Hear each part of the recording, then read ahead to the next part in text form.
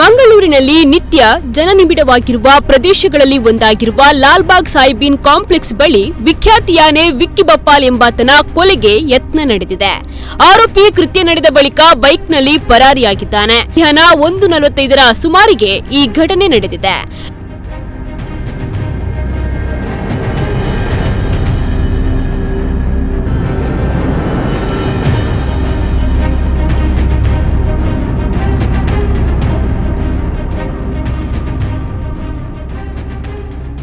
ಗಾಯಾಳು ವಿಕ್ಕಿಯನ್ನ ಕೂಡಲೇ ಆಸ್ಪತ್ರೆಗೆ ದಾಖಲಿಸಲಾಗಿದ್ದು ಆತನೀಗ ಚೇತರಿಸಿಕೊಳ್ತಾ ಇದ್ದಾನೆ. ಹಲವು ಕ್ರಿಮಿನಲ್ ಕೃತ್ಯಗಳಲ್ಲಿ ಭಾಗಿಯಾಗಿರುವ ವಿಕ್ಕಿ ಬಪ್ಪಾಲ್ನನ್ನ ಹಿಂಬಾಲಿಸಿಕೊಂಡು ಬಂದು ಈ ಕೃತ್ಯ ಎಸಗಿ ದುಷ್ಕರ್ಮಿ ಪರಾರಿಯಾಗಿದ್ದಾನೆ. ಘಟನೆಯ ಬಗ್ಗೆ ಮಾಹಿತಿ ತಿಳಿತಾ ಇದ್ದಂತೆ ಆಗಮಿಸಿದ ಬರ್ಕೆ ಠಾಣಾ ಪೊಲೀಸರು ಆರೋಪಿಯ ಬಂಧನಕ್ಕೆ ಬಲೆ ಬೀಸಿದ್ದಾರೆ. ವಿಕ್ಕಿ ಬಪ್ಪಾಲ್ನ ಕುತ್ತಿಗೆಯ ಬಳಿ ಆಳವಾದ ಗಾಯವಾಗಿದ್ದು ಚಿಕಿತ್ಸೆಯನ್ನ ಪಡಿತಾ ಇದ್ದಾನೆ.